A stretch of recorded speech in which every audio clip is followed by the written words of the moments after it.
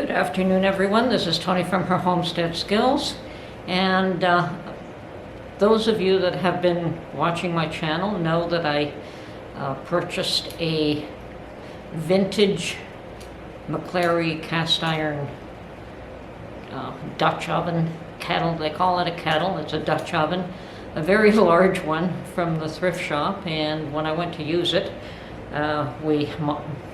Mark recognized that it had been sprayed with paint and therefore should not be used in the oven for baking. So we decided that actually I was pleased that it was paint and not enamel, because enamel you can't remove without a lot of difficulty and probably a lot of expense. But paint is a little bit easier to remove. I mean, it still takes some effort. So anyway, this video is about our attempts to remove paint and bring this thing back to its former glory. So I'm just going to bring you along and show you some of the methods that we are trying, and I want to thank everyone who has suggested methods to use to clean it. I know a number of you have made a number of suggestions, and we have definitely used some of them. We certainly are trying more than one method to get this clean, and some work better than others, but I think they all work. And anyway, as I said, we're trying to get this back to its former glory, so here we go. Okay, so we have decided, since Mark brought his, what is it called, Mark? Map torch. A map torch here, that we are going to attempt to clean the lid by burning some of the paint off. And Mark's recommendation was that we get the lid up to temperature so that you're not just heating one spot and cracking it. So it's been in the oven for about an hour at 550, and now he's about to hit it with the torch to see if that will peel some of the paint off. Up to you. Okay, and away we go.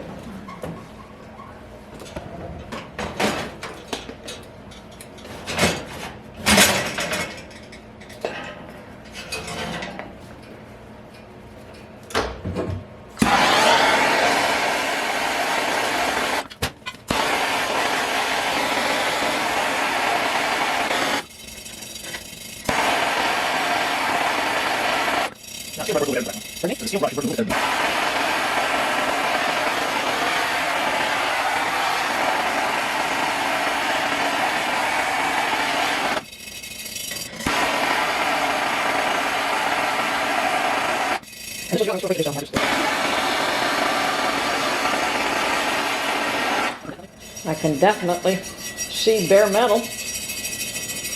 Yeah, the heat works.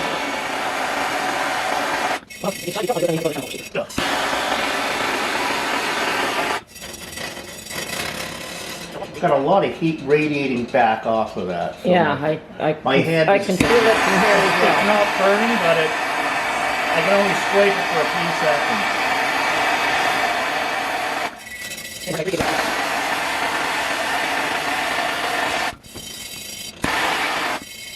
Would have been nice if we could have tossed the whole thing in a fire, eh? It would have been.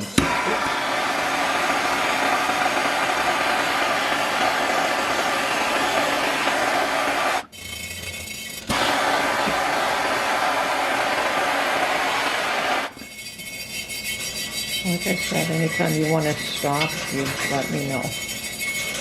Okay, you can cut the off. Pardon me? You can kill it. Kill it? Okay, and when we pulled it out of the oven and we turned it over, actually I used an oven mitt because it's still a little bit warm, we found that on the underside the paint had flaked right off. So that was encouraging. But this is becoming an experiment at this point. So next thing we're going to try, and it's still pretty warm, is just a little bit of oven cleaner on it. We're going to let it sit for, I don't know, an hour or so, and see how hard it is to clean off the remaining paint. And just using this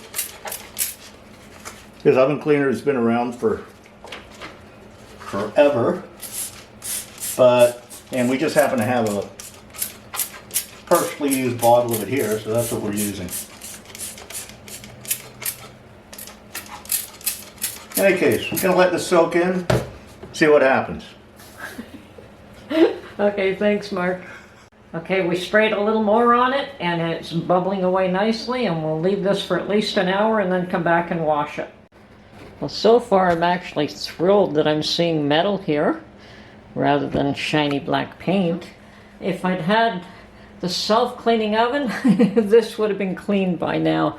This was the little bit that Mark scraped after he had heated in the oven and used his torch to remove and scrape, but that is difficult at best, and I don't know if using the oven and having little bits of paint brush off into the oven is actually the ideal thing. So we did decide to stop that process, and I had a bit of easy off oven cleaner, and you may have noticed that we did put it on the counter and we sprayed it with oven cleaner, and it sat there for a couple of hours. We certainly didn't put it in the plastic bag, but it just sat on the counter for a couple of hours while we went out, and I just got home and washed it and scrubbed it with a wire brush, and a lot of the surface paint came off.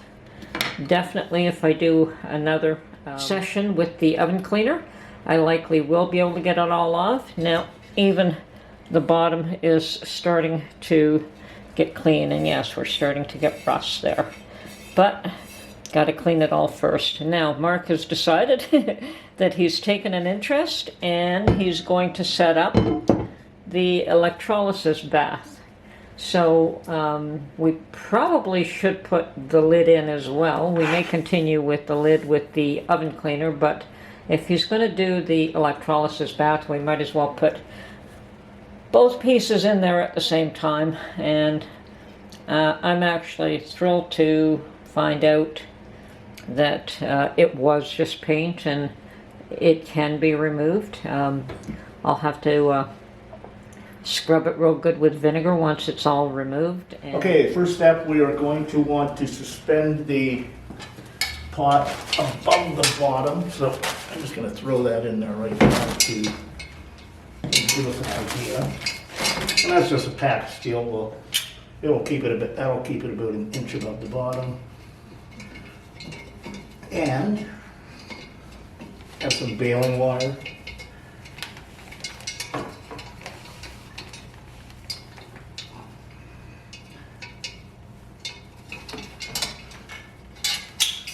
There.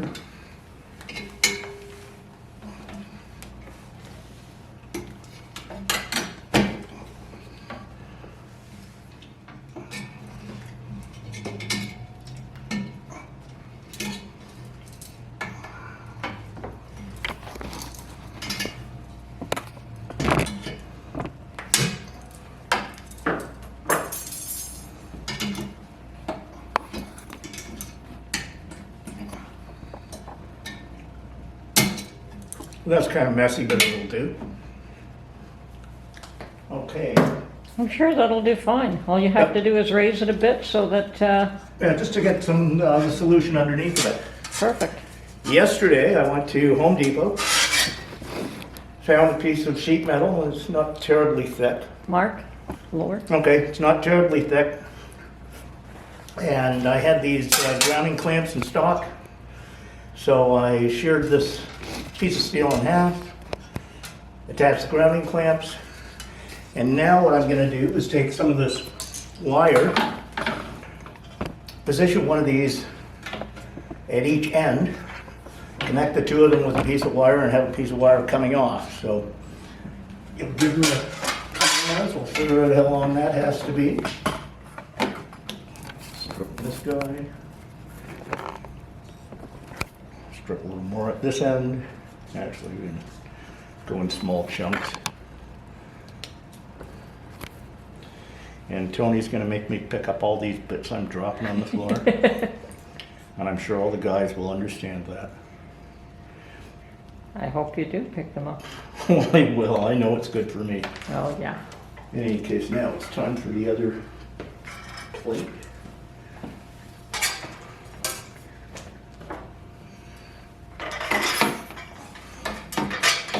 And hey, I got leftover wire, so. On the other hand, it's very nice that you're showing some interest on getting my cast iron pot clean. Well, So I think it's going to be a lovely piece when it's done, and I find the technical challenges really interesting. I know you do. It's always good to pick up new skills and to learn how to do stuff that you didn't know about last week. and putting together one of these, what do you call them now?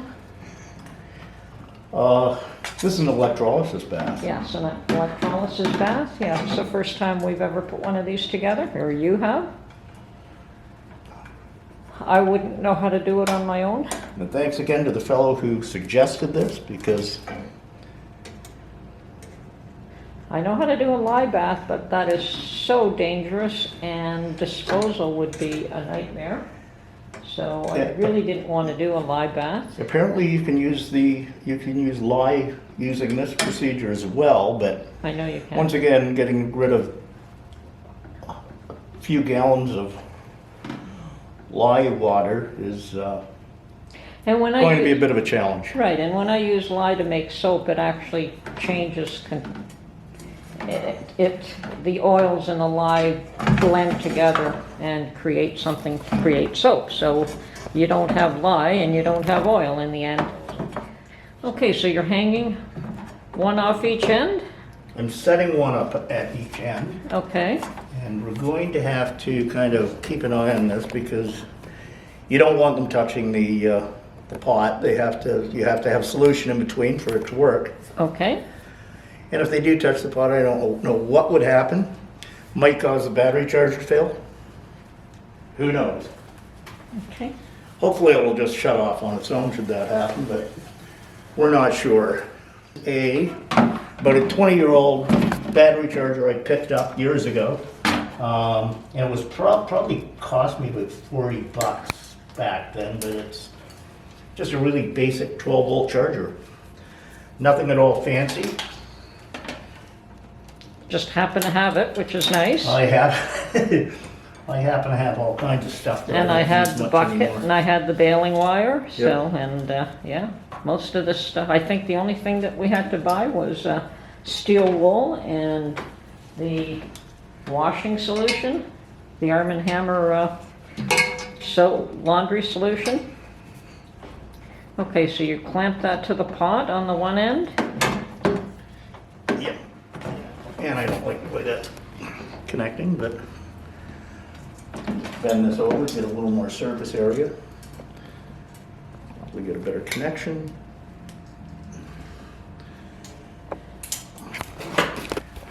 And the other thing that bothers me is I don't know if we're getting a good connection at the pot, but we'll figure that out.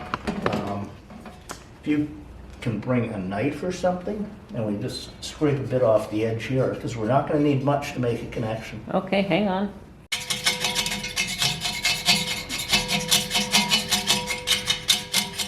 I think that's probably close enough. Yeah, you don't want to As long, really, as long as we can get some kind of current flow. okay. Okay, now that's the basic setup. Next, we're going to take this whole mess outdoors because it will produce a little bit of hydrogen gas, which is explosive, and frankly, I don't really want it in the house. So Neither the whole do I. mess is going outside. Then we're going to fill it with solution, and then we're going to fire it up and see what happens. Wonderful. Okay, I'll stop this. Okay, so now what we have done is we've mixed up a batch of Arm & Hammer Super Washing Soda, and that's a 2-gallon bucket that we're using, and the ratio is 1 to 2 tablespoons per gallon of water. So we've got 4 tablespoons in this. So we're going to fill this up until the whole kettle is submerged underwater. Okay.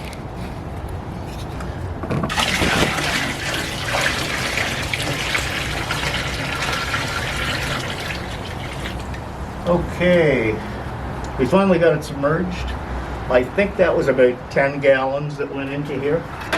But now the entire pot's submerged. Handle's out of the water, but we can strip the handle later. The big issue is getting the pot clean. So I have my 2 sacrificial steel plates at the ends, and they're not touching anything. Negative terminal is hooked up to the pot. Positive goes to the sacrificial metal plates. Okay, so this is about half an hour later, and this is definitely working. There's a lot of dirt coming off this thing, and it's bubbling like crazy. All where the pot is, all on the edges of the pot. And all this dirt has already come off, so we're going to leave this for at least 8 hours, and then we'll come back and take a look at it and see how much of it is cleaned. A few hours later, and we have a lot of crud on the surface here. It appears as though my genius husband was very adept at setting this up, considering that he's never done this before. He just did a little bit of research and went out and bought a few items. That's right, he did buy the plates for this as well and put it all together. So he's still out. I got home before he did, so I got to see this result before he did. And it certainly is ugly looking and dirty, but obviously something's happening here. And anyway, this is Tony and Mark from his and her Homestead Skills. I hope you enjoyed this video, and we will definitely catch you on the next one. Have a great day.